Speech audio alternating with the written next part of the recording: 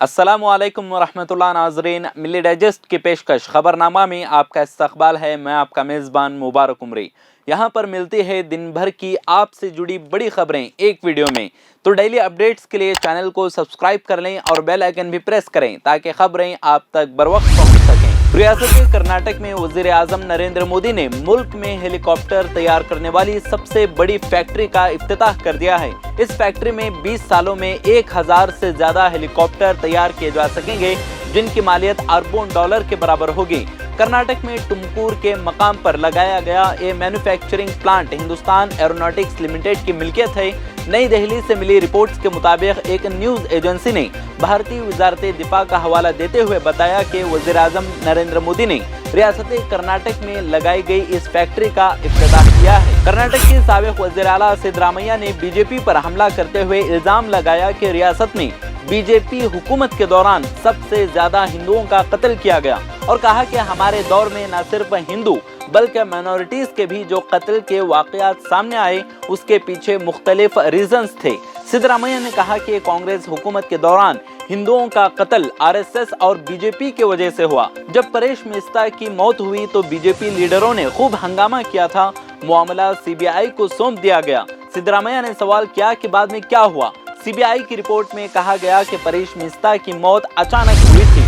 इस बार रियासती इलेक्शन कांग्रेस और बीजेपी के बजाय सावरकर और टीपू नजरियात के दरमियान होंगे। ये बात बीजेपी रियासती यूनिट के सदर नलिन कुमार कटील ने कही है। इस प्रोग्राम में बात करते हुए कटील ने सवाल किया कि आपको मुहिब्बे वतन सावरकर चाहिए या जुनूनी टीपू चाहिए, और कहा कि टीपू के नाम पर टीपू जयंती मनाकर हिंदुओं और मुसलमानों को तकसीम करने वाले सिद्धरामैया ने वीर सायवा लिंगायत के नाम पर हिंदू समाज को भी तकसीम करने की कोशिश की थी। All India Muslim personal law board की मीटिंग में मुसलमानों से कानून को अपने हाथ में न लेने की अपील की गई। ये भी कहा गया कि अदालतें मुसलमानों को इंसाफ की आखिरी उम्मीद है। साथ ही इस बात पर भी तशवीश का इजहार किया गया कि मुल्क में कानून पर अमल करने के बगैर मकानात गिराए जा रहे हैं। एहतजाज के अपने आईनी हक का इस्तेमाल करने वालों को सबूत के बगैर गिरफ्तार करके सालों तक जेल में डाल दिया जाता है।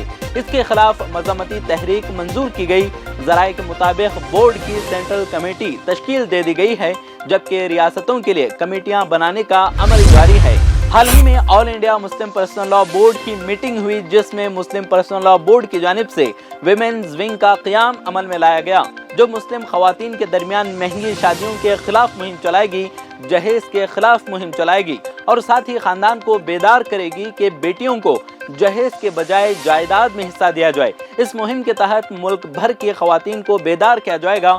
All India Muslim personal law board की रुकन ने कहा कि खवातीन विंग को बहाल कर दिया गया है, जो कि 251 अरकान पर मुश्तमिल है। सुप्रीम कोर्ट ने कहा है कि हल्द्वानी में रेलवे की जमीन पर एंक्रोचमेंट हो सकता है और कुछ लोगों को बाहर जाना पड़ेगा।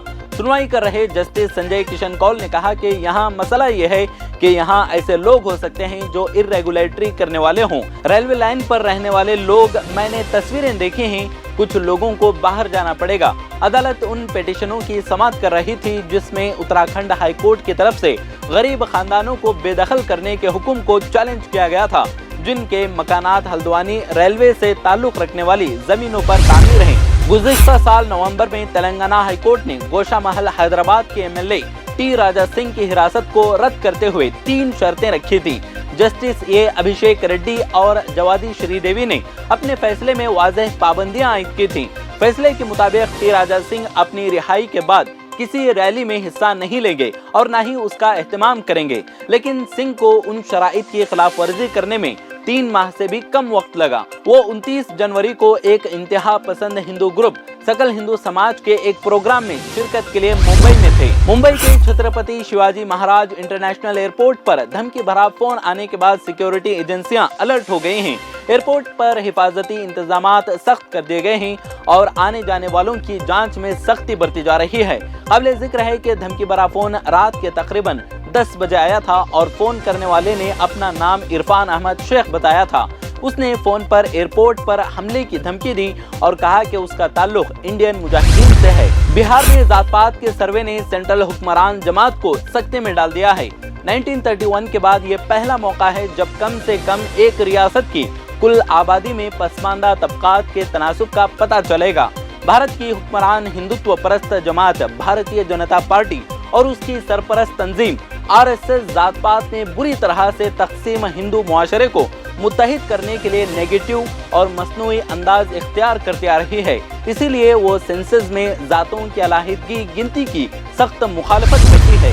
सुप्रीम कोर्ट ने कल एक दरखास्त पर समाअत की जिसमें वकील लक्ष्मणा चंद्र विक्टोरिया गौरी की मद्रास हाई कोर्ट के जज के तौर पर तकर्रुरी को चैलेंज किया गया था।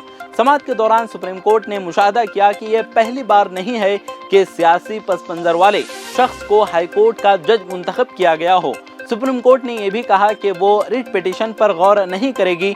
बीजेपी से उनकी वाबस्तगी के बारे में रिपोर्ट्स सामने आने के बाद उनकी तकर्रुरी ने सबसे पहले एक बड़ा तनाजुए का मोड़ ले लिया था। सुप्रीम कोर्ट ने राना अयूब की इस अर्जी को मुस्तरद कर दिया जिसमें मनी लॉन्ड्रिंग की रोकथाम एक्ट केस में खुसूसी अदालत की तरफ से जारी समन को चैलेंज किया गया था।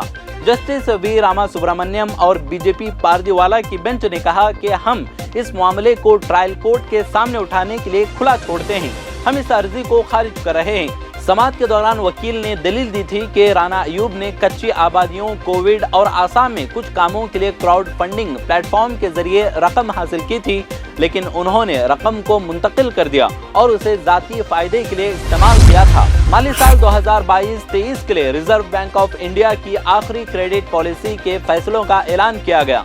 आरबीआई के गवर्नर शक्तिकांत दास ने एमपीसी मीटिंग के नताइज के बारे में जानकारी दी और उसमें रेपो रेट का ऐलान किया है। कहा कि आलमी मईशत में उतार चढ़ाव और महंगाई के आदात भारतीय मईशत पर भी असर करते हैं। आरबीआई गवर्नर ने कहा कि 2023 के लिए भारत की जीडीपी का रेपो रेट 7% लगाया गया है। माली साल 2023-24 में महंगाई की शरह 4% की हद से ऊपर रहने का इम्कान है। आज के खबरनामे में फिलहाल इतना ही। मजीद मुल्क दुनिया की ताज़ा तरीन खबरों को जानने के लिए देखते रहें मिली डाइजेस्ट।